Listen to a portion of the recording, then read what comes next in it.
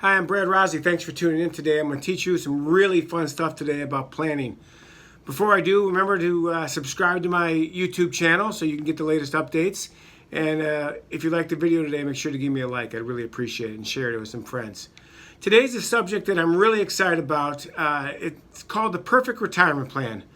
I made this up. I wrote about it in my first book, Brad Rosley and Educated Investing, that came out a number of years ago. But it's still prudent here today to do it. So what's the perfect retirement plan? Well, see if you agree with my perfect plan. Number one, just like anybody else, you're going to save as much money as you can where you can. That's not different. But my perfect plan has 4 key ingredients.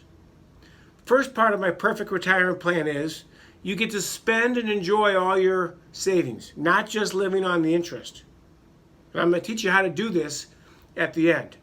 So wouldn't it be ideal if when you were retired, if you could spend all of your interest and all of your principal?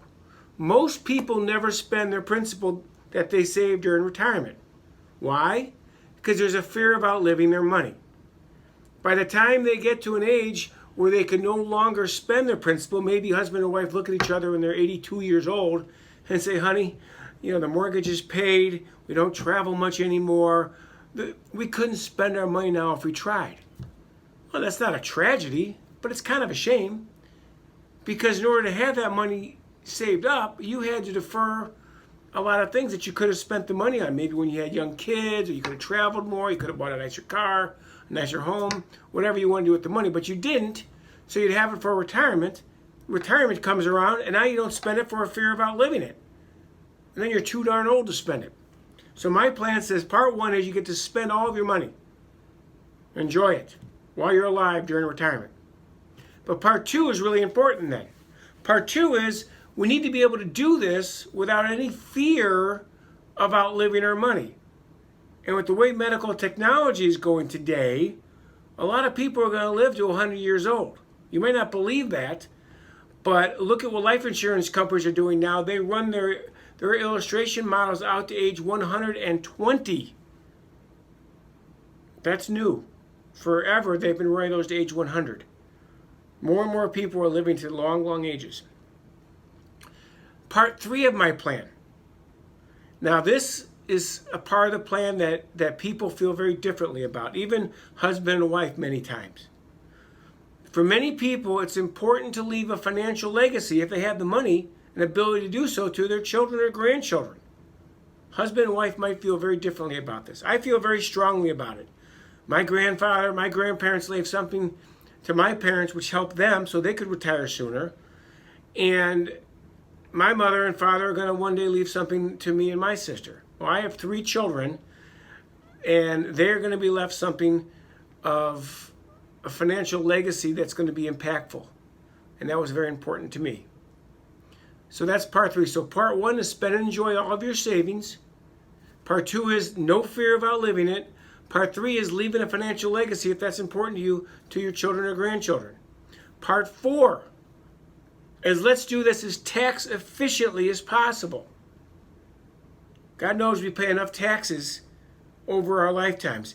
If we could plan for it, let's leave the government nothing else, or as little as possible. 4-point plan. So how do we do this? Well, I've been strategizing this plan now for a long time, and it's really not particularly hard. Number 1, you save what you can. Number 2 is, and I've talked about this before, I've talked about this in blogs, we can create what's called a private pension.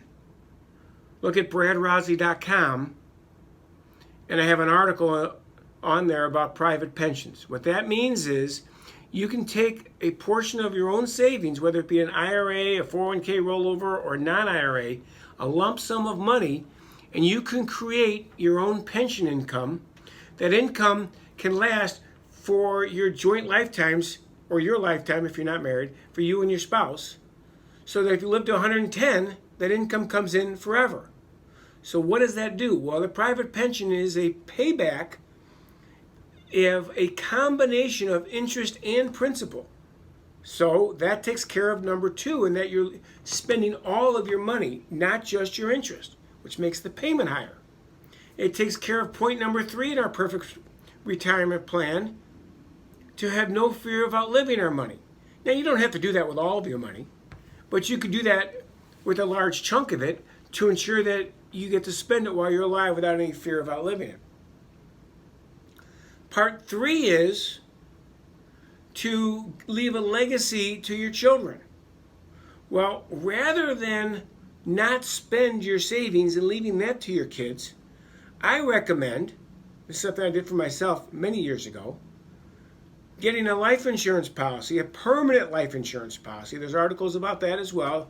I like guaranteed universal life myself, which has very little cash value, but it's guaranteed to live my whole life and be with me all the way to age 120.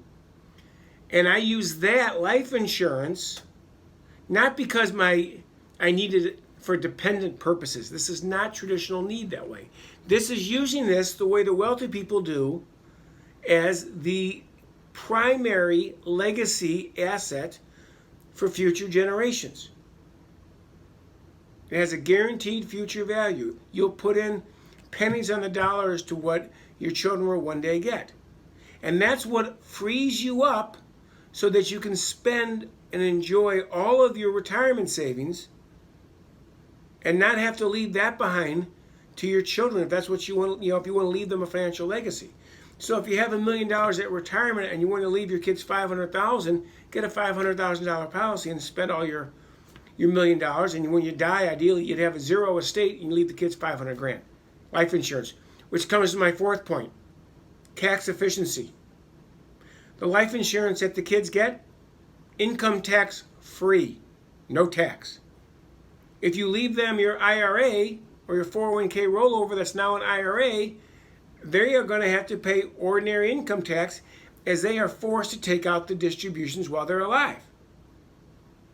So this simple 4-point plan is save what you can, as much as you can in all your investment accounts, your 401ks, your Roth IRAs, your non-retirement accounts, okay? But when you get to retirement, you set up a private pension for a good chunk of your money that creates an income stream that you and or your spouse can never outlive. The day you die, the day you both die, that asset's gone. So there's no estate tax issue either. Part 3 is you procure life insurance as soon as possible. You can also buy what's called a second to die policy, which is cheaper because it doesn't pay until the second of the 2 spouses passes away, which means it should be a longer deferred payout, which is why it's cheaper. And lastly, that's super tax efficient because the life insurance passes income tax free. I know this sounds a little bit complicated. Feel free to shoot me an email or contact me. My website for my company is fortunefinancialgroup.com. You can also reply to me on this YouTube video and I'll make sure to get back to you. I hope you find this interesting and helpful. These are the type of strategies I use with my clients all the time who want to have a better retirement lifestyle and still give money to their kids while being income tax efficient. Make sure you go ahead and subscribe to my channel, share this video, and give me a like. I'd greatly appreciate it. Thanks for tuning in, and I wish you very much wealth and success and a great year. Thanks.